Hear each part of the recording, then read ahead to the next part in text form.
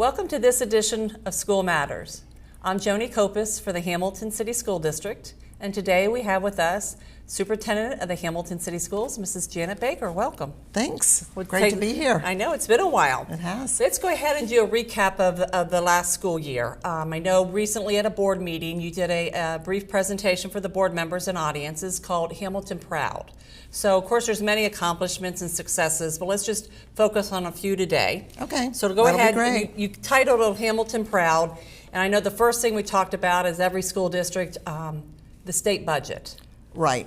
I think everybody who picks up the paper, turns on the news, that's what you're hearing about, the state budget and how that's impacting schools. And so we've been getting preliminary news all along, and we were keeping our fingers crossed, and it worked out pretty well for us. We fared pretty well in this budget, but you know, we've been making reductions now for multiple years and been really fiscally very good with our money. And so there's a lot that we need to invest in, and certainly with all the new state changes coming down the pike, there'll be even more needs that our students will have. And so our plan is to take those dollars that we get and put them back into the classroom to impact students. I think one thing that helped our district is Treasurer Bob Hancock went up to Columbus on several occasions and testified in the various House and Senate and talked about, you know, the needs of the district. He did. One advantage we have with having an experienced treasurer and superintendent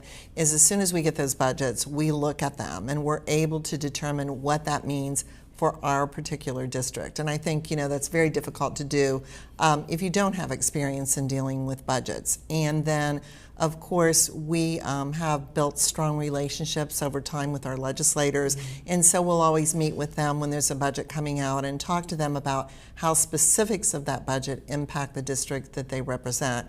And certainly this year was no exception. We had West Rutherford in, and so I think that serves legislators well because that gives them a real in-depth understanding educationally, and it certainly helps them know how to represent their districts. And I think as superintendent, I think you've done that just about every year on a regular basis. We do. Meet with the state legislators. We do, and you know, attending the Chamber's legislative breakfast, those kind of things are just all good relation building tools. And with the budget, the biennial budget, it looks like we'll be able to postpone the need for an operating levy because you thought maybe earlier in the school year we may have to go. We did. We were really convinced that with the reductions we had made, we had cut to bare bones, and with the additional requirements, we felt like we were going to have to go for an operating levy, but that's postponed that.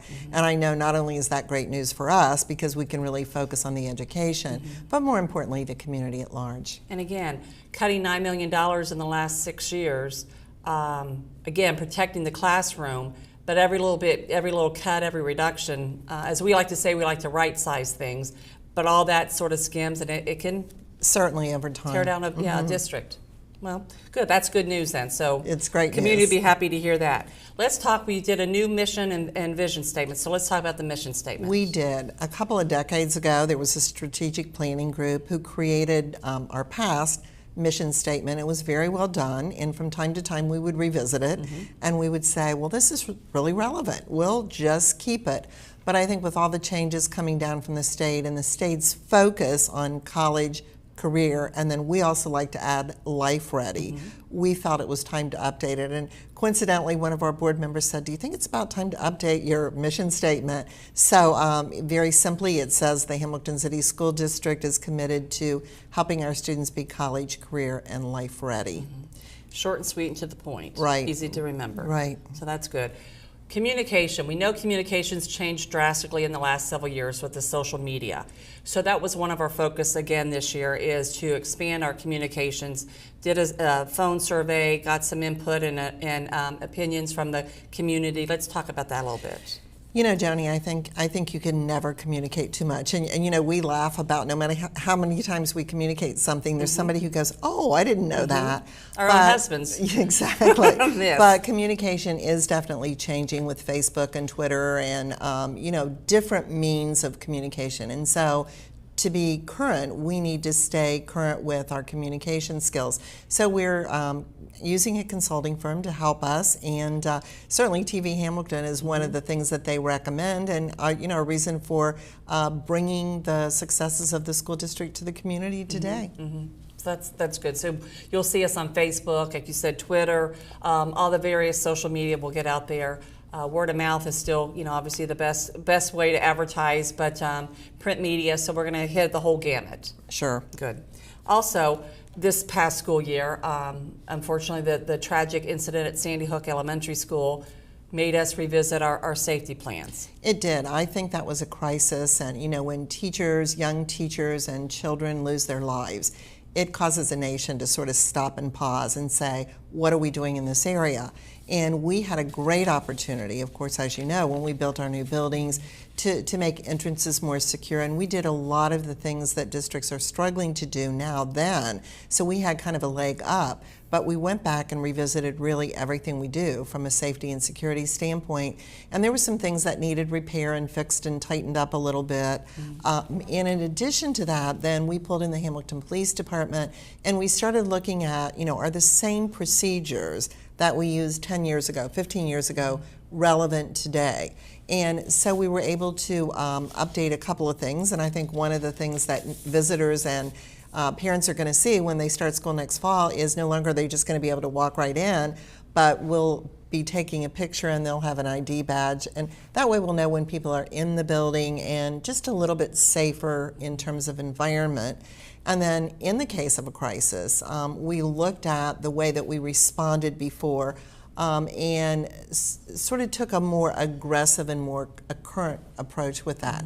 And we're implementing a program called ALICE. So I think that's going to be serve us very well in this day and age. And certainly it should give the community and the parents out there a feeling of safety and security to know that, we are in a good place here in Hamilton with safety and security, but we are going to be vigilant about that. And as new procedures sort of emerge, we're going to be taking a look at those as well. And all the principals were trained on the ALICE training this past summer.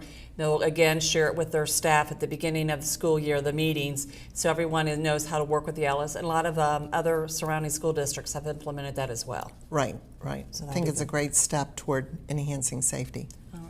And talking about safety for the students, I think one of the greatest assets of our school district is the diverse student population and what we can offer them, not only classroom experience, but we're firm believers in out of the classroom experience. So let's talk a little bit about the students that were able to go to Colorado and then Italy.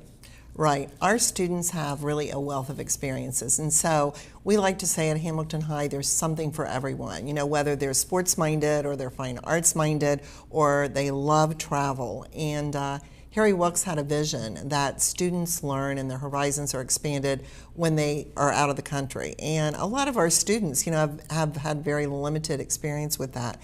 So he worked with the school district last year to create the first Italy trip.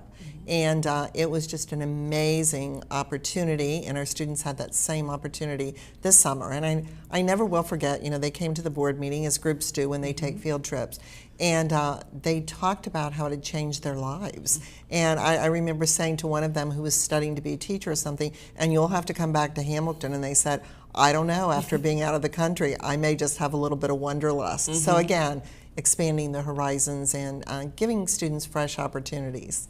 And last year we had 10 students from Hamilton High go. This year we had 5 students from Hamilton High and 5 students from Baden. So again, it was another enrichment to work with students from another high school, local Absolutely. high school. We do a lot with Baden, and they're great partners. We have a great parochial high school and a great public high school, and I think the more that we can support one another, the better. Right. And I know for 15 years we've talked about the master plan for facilities and all the renovations and buildings. We can finally say we're done. We Hallelujah. can, and that's bittersweet. Sure. You look around this community and there are stunning new buildings. I mean, visitors, parents, staff, students just can't believe the buildings that they go to school in. On the other hand, there was a certain excitement about it, thinking through and planning out how teaching and learning would be different and getting teachers' input in that and the aesthetics, creating the same educational opportunities and yet giving each neighborhood school that special neighborhood feel. And just hats off to everyone who was involved in it and had input, because I couldn't be prouder of the end result. When again, it should make the community feel very proud, because without their support, this wouldn't have happened. Absolutely. And we also, I think, have to give a shout out to the 15 years of the high school students that went. It seemed like from 15 years past, there's always been some type of construction, addition, renovation going to the high school. So very difficult situation to teach and learn in, and yet, how you say, the end result's worth it, and right. It certainly is. So we encourage everybody that lived through all the construction and barriers to come back and see the finished product. Oh, sure. I still run into people who say they had reason to be at the high school the other day, and they'd never seen the gym or they'd never seen the auditorium, and how wonderful they are. So if there's anybody out there in the community that says, those are great schools, but I haven't been inside, I would encourage them to make contact with the building principal or yourself, and we're happy to brag a little bit. Yeah. We have class reunions that'll come and say, let's go look at the high school, and they get confused that this used to be the old gym, now it's a cafeteria, so nice to hear their comments. Part of the beauty of the new schools, and we talked about earlier, is the technology and how that's ever-changing instruction. So one thing we did this year, because we know that technology is not going to go away, is we hired a technology director. We did, and I think that was one of the best moves we ever made, because everybody was interested in technology. Our students were certainly using it outside the classroom, and yet there was no one person who was casting the vision and working with our staff to teach them to integrate. And so now we have a very competent director, heading that up, and is already moving the district along at a really rapid pace. And so our students are going to be well prepared in terms of technology to take the new state tests. Those are all going to be no longer paper and pencil. They're going to be online.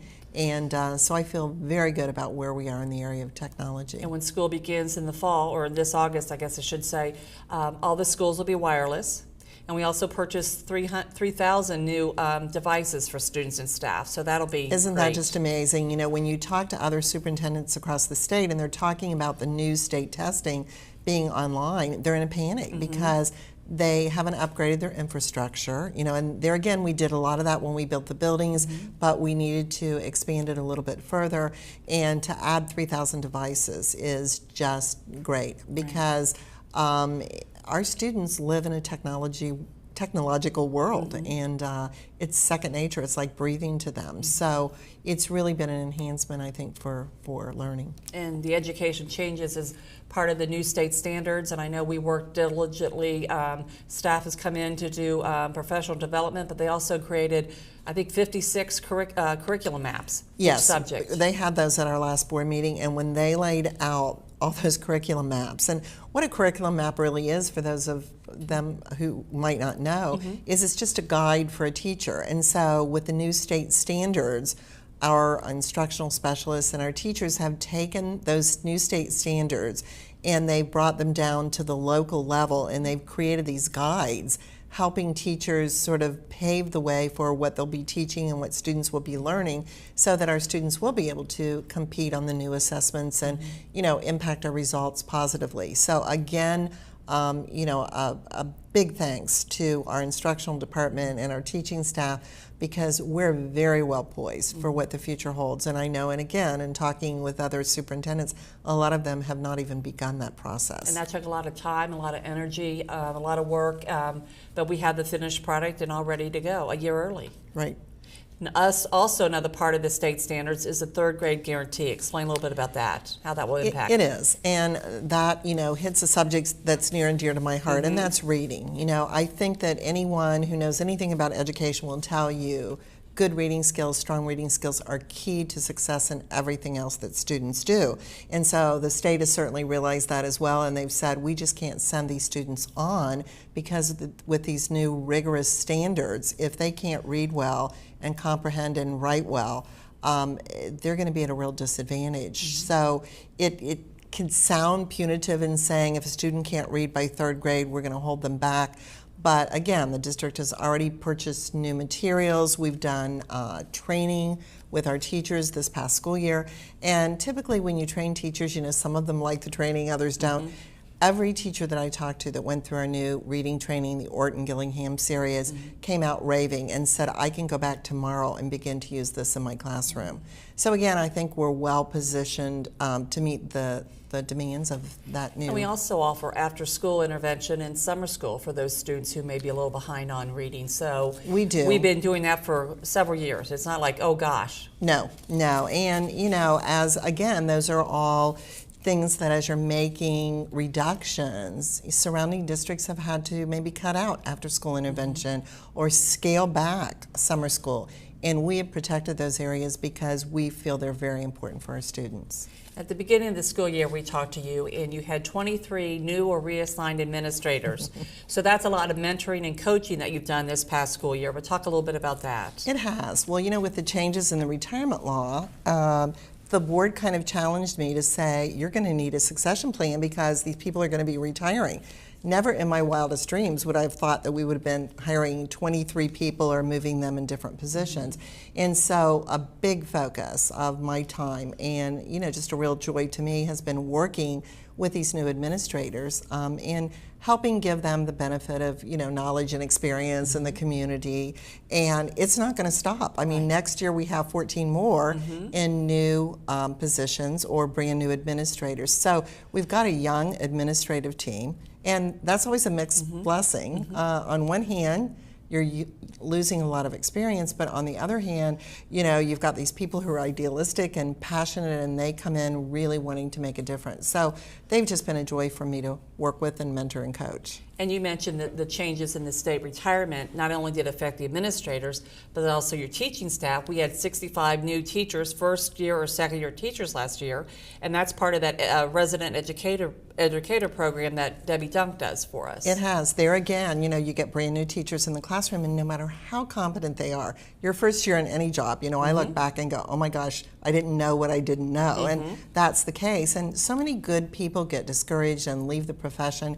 And so to have a master teacher, which Debbie Dunk is, she taught in my building, go in a very supportive and helpful way, coach and mentor our new staff, I think, is really going to pay dividends long term. And I think we have about another 35 for next school year. So again, that's 100 out of, say, 600, 650 teachers. So again, that's a big... large percentage. Right. The district is really changing in terms of personnel. And we talked earlier about the communications and reaching out to the community. And it's good to know we had close to 500 volunteers in our schools this past year. That's amazing. When I said to you one day, I was hearing a story about what an impact a volunteer made. And I thought, I wonder how many volunteers we have. We encourage it, but you never really know. And you pulled together some data, and when you said to me we have 500 volunteers, I thought, wow, that's impressive. And what these volunteers do, a lot of people will say, well, I would volunteer, but I didn't go to college, or I'm not a teacher. But they're able to support in just lots of ways. And sometimes it's being, big brother, big sister to a student who's lost a parent. Sometimes it's building self-esteem. Sometimes it's taking candy for a party. Right. But there are just lots and lots of ways that they can work to support, the sight words when students are learning to read, letting students read orally to them. So my message to the community is we need all the help that we can get. And that one-on-one relationship, even outside the role of the parent and or the teacher, is so important. Right. So I'd encourage anyone who has an interest in doing that to give us a call, and we'll be happy to plug you in one of our schools. You mentioned the reading one-on-one like for elementary, but even middle school and high schools, they have a need for speakers bureaus, talking to students about what we call soft skills, daily attendance, being there on time, those kind of things. So anybody that wants to, feel what your comfort level is, if you like the younger students or older students, but there's always a need, really, K through 12. Absolutely, and when we talk about career ready, these students really benefit from hearing our business community. We have the Business Advisory Council come in and talk about, attendance and being on time and dressing and being able to pass background checks and all those things. So again, that's building these students toward that end goal or our mission of career ready. And you mentioned the Business Advisory Council, which we have like 35 community members, and they give us some great, advice and suggestions, but also the Adopt a School program. Every school has Adopt a School partners. They're in each individual school, so they see the need. They come out, they get a better understanding, I think, of what the schools are doing. And again, it's a way for us to open the door to community members, businesses, or organizations that wouldn't typically walk in. Absolutely. They talk a lot about open or closed organizations, and certainly my philosophy is that you open your doors, that the schools belong to the community, and the more community members we have involved and interested and supportive, the better for our students. And we do a lot with various organizations through the YMCA, YWCA. A couple new programs this year is a mobile dental lab. It is. We partner with Primary Health Solutions, and one of the things that we worry about with a lot of our students is we know that they have to be well fed, they have to have their medical needs met, their dental needs met, or those become barriers to learning. And so as we partner with, for example, in this case, excuse me, a group that wants to provide dental health to our students. How great is that? So they took this big van, and the first time that I saw it, it was unveiled and so kid-friendly. I mean, I think about the first time I went to a dentist's office, didn't look like that right, at all. A little sterile. So they're going to start again here in Fairwood in the fall, and we're very excited about that. And we know that the importance of early childhood, and that's on the national agenda, state agenda. We've had all-day kindergarten for 15 years, one of the first districts in the county to offer that. When we built the new elementary schools, we knew we had a need for preschool, so we offered preschool classrooms, but now we're working with the Hamilton Community Foundation to sort of expand preschool. We are. We have a great vision in this community that we need to get our students when they're early, and we need to make up for any deficiencies that they have, and the earlier you start, the better. So the foundation has that vision, the school district has that vision, the preschools in the community. So we've partnered, and our goal at this point is to develop awareness of the importance of preschool. Parents out there, if you haven't thought about preschool for your children, we'd encourage you to do that. It gives them, our research and our data shows that they're much more successful in kindergarten if they can go to preschool. So we're going to be expanding the number of spaces that we have in the public schools, as well as the private preschools are doing that too. So I think, again, it's all focused on the student and helping prepare them to be successful. And the Hamilton Community Foundation has been a partner with the district for many years now, and very viable. Yeah, it's kind of the other end, because when you think of Hamilton Community Foundation and you think of education, you think of all the scholarships that they've given over these many years, and how grateful we are with that. And then there's a new initiative where we're working on first-generation college students to get them into college. And so for them to come down at the elementary level and say, let's start here because that's where they're going to end up, I think was a great vision on their part. Yeah, very good, strong partnership. Again, we talked about all the changes in education, and another one that we've got coming is a new teacher and principal evaluation system. So let's talk about that, because that's consumed a lot of your time this year as well. It has, and I think if you say to teachers, if you're talking to teachers or you're talking to principals, and you say, what makes you most nervous? It's this new evaluation system. It's very different. It's standards-based, and so they're taking the best of the best, both at the teacher level and the administrative level, and what the research says, and they've created standards that principals and teachers will be judged by. And it's an evidence-based model, and that's what makes it a little bit different. So in the past, if you told me something that you did, I would just accept that and rate the evaluation according to that. No longer is that enough. You have to bring a piece of evidence that would document that you're actually implementing that practice or you're doing whatever it is. And again, we've started with training our teachers and our administrators. We piloted that in every building, and I've used it across the board with our administrators. And while it's a little bit scary, and I think here's the part that makes people a little bit nervous, is that student results now are tied to these teacher evaluations, these principal evaluations. And so that's all new. But I think the good part of it is it causes them to really reflect on their practice. It causes them to look at their jobs more broadly. And as a result, I know that our administrators and the staff that volunteered to be a part of the pilot have grown from that. And you said each school had a pilot. The principal did 2 or 3 teachers, but Wilson Middle School, Mrs. Burke did the whole building. They did. Piloted the whole building. They did. So that gives us, a lot to go on about how, when it goes into effect next fall, it will be for all of our buildings. And again, you did with all the principals, and that's very time consuming with the new evaluation model. So I know you were always in your office with somebody doing that evaluation model. But as you said, it'll benefit everybody as we move forward. Yeah, you do a mid-year evaluation, and I would spend about an hour looking at their data before they came. The evaluations ranged anywhere from 2.5 to 3 hours, and that was done mid-year, and then that was done again at the end of the year. So 6 to 7 hours probably. But it was a good, important feedback from mid-year to the final evaluation. You said you could see the growth in the principals. Absolutely. They got more comfortable with bringing in the evidence. They got more comfortable with the standards, and they were actually excitedly generating, well, I could bring this next year, I could do this next year. And that's the whole point in evaluation, is just making people better. And I guess the reason we're here is for the students, and we just graduated another close to 500 students from Hamilton High last year. But our students always continue to excel academically, and we've got a couple students that just went really above and beyond. Absolutely. Year in and year out, we have our top students, and they're accepted to great colleges. They earn lots of scholarships. But this year, I think the gold standard is the National Merit Scholar title. And so if a school district can have a commended scholar, that's great. I mean, it's very rare to have a winner, and this year we had both. And I got to know both of those students, and what great representatives of Hamilton High in our community. There's Corey Verneau, and I met him because he went on the Europe trip. And Corey's one of those kids that if he's speaking at Rotary, or he's speaking off the cuff, he's just able to do it and has this zest for life. And I'm a little envious because he's going to Duke University, and my oldest son always said that's where he would love to go. Very difficult to get into. And then Mariah Carey, our winner,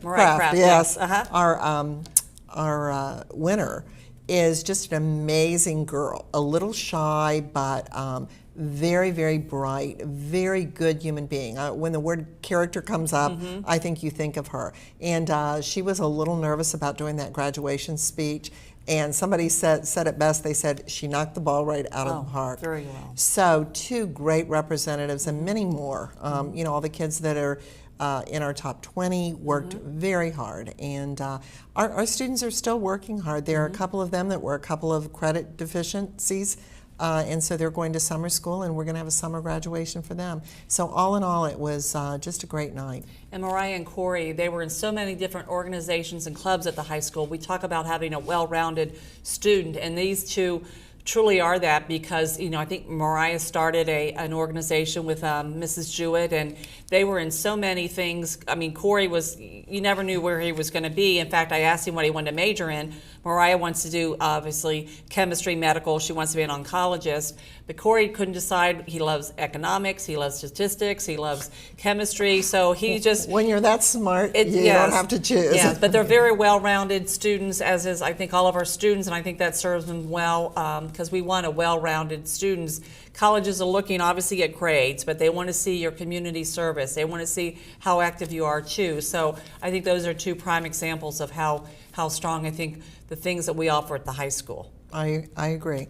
Just a reminder too that, Joni, that our school's starting earlier this year, so we want to get that word out there, because there was a time when we started after Labor Day, and then with our construction, we started quite a bit later. So I think it's August 13th. Tuesday, August 13th. Right. So mark your calendars and know to get your school supplies early, and it's not going to be a problem at all for us with our new facilities and air conditioning. It seems like more and more districts are starting earlier, and part of that is because you have 2 or 3 more weeks before the state testing. Right. But it also makes a natural break during winter break first semester versus second semester. So it makes more sense, almost like a college mentality, if you will. Right. I had a parent say the other day, I love it because my child will be able to come home for Christmas, relax, and not have those exams hanging over And then their we're head. done by Memorial Day, so yeah, and you have that's a nice break too. Then you go ahead and go on summer. So again, Tuesday, August 13th, it'll be here before we know it. But It sure will. again, everybody say it's summertime, you're not busy, but in reality, you're just as busy, just doing different things to prepare for the next school year. Absolutely. As soon as the school year's over, you start planning for the next school year. We have our administrative retreat coming up on August 6th, and there's just a lot going on. Our maintenance staff, I want to commend them. They're in the buildings every day working to get our buildings clean and ready to go. Someone said the other day something about the freshman school being 9 or 10 years old, and you look at that and it looks like it was built yesterday. So again, a lot of pride in this community and the schools, and I just feel again very privileged to be able to be a lifetime Hamilton resident, to be a graduate of our school district, and then to have served as the superintendent. Well, thank you for coming in and sharing just a few. As we said, there's many successes and accomplishments, and of course we can't hit it all. We'd be here all day, but just to touch on the few, and then knowing that next year we've got a lot of changes, as we made reference to, a lot of exciting things, so I'm sure we'll have you back to find out what's going on there. Sounds great. We'll start another year. I love being here, and thanks to TV Hamilton. Yeah, that's right. Another one of our great assets of the community. So for TV Hamilton, I'm Joni Kopis, and we'll see you next time on School Matters.